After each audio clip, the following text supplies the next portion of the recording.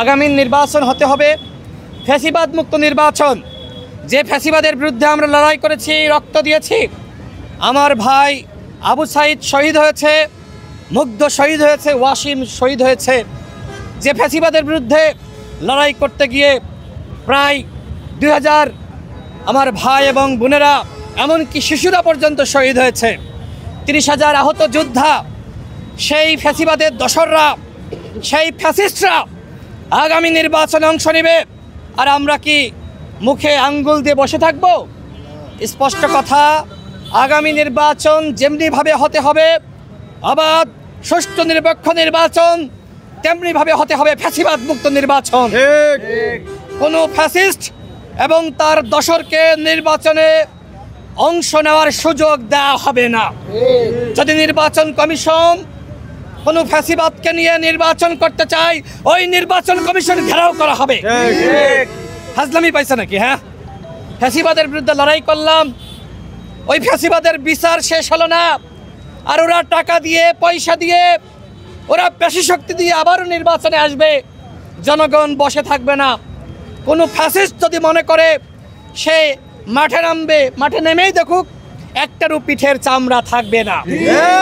আমরা স্পষ্টভাবে বলছি, আওয়ামী লীগের মধ্যে যারা অন্যায় করে নাই, জুলুম করে নাই, যারা নিপীড়ন করে নাই, সামাজিক রাজনীতি করেছে, যাদের বিরুদ্ধে কোনো অভিযোগ নাই, এই গণ অভ্যুত্থানে যারা ছাত্র জনতার উপর হামলা করে নাই, তাদের সাথে আমরা জুলুম করব না।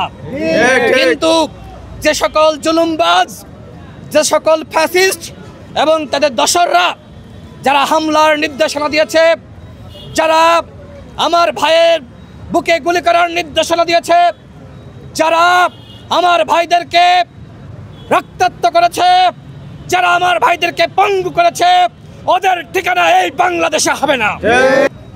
ওই টাকায় থুতু দেওয়া হবে এবং তোমার মুখে জুতা মারা হবে। টাকা দিয়ে নির্বাচন করবে, বাহ, টাকা আছে তাই কালো টাকা পেশি শক্তির ভয় দেখাবে।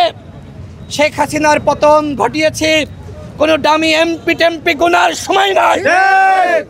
বিচার শেষ হওয়ার আগে আওয়ামী লীগের কোন নেতা নির্বাচনে অংশ নিতে পারবে না।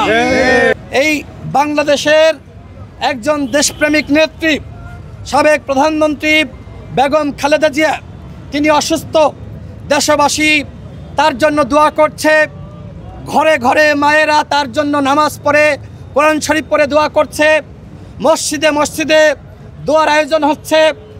আল্লাহর কাছে আমরা দোয়া করি, মহান আল্লাহ রব্বুল আলামিন দেশনেত্রী, বাংলাদেশের আশা আকাঙ্ক্ষার বাতিঘর এবং যিনি গণতন্ত্রের জন্য সংগ্রাম করেছেন, যিনি গণতন্ত্রের জন্য লড়াই করেছেন, যিনি ভারতের সাথে কখনোই আপোষ করেননি, যিনি শেখ হাসিনার সাথে কখনোই আপোষ করেননি, সেই নেত্রী যাতে সুস্থ হন এবং আগামী নির্বাচনে তিনি যে আসনগুলো থেকে প্রার্থী হয়েছেন, সেই আসনগুলোতে তিনি গণসংযোগ করতে পারেন মানুষের কাছে। তিনি হয়তো আমাদের মতন যেতে পারবেন না, কিন্তু যেভাবে হোক তিনি মানুষের কাছাকাছি যেতে পারেন। আমরা সবাই তার জন্য দোয়া করি।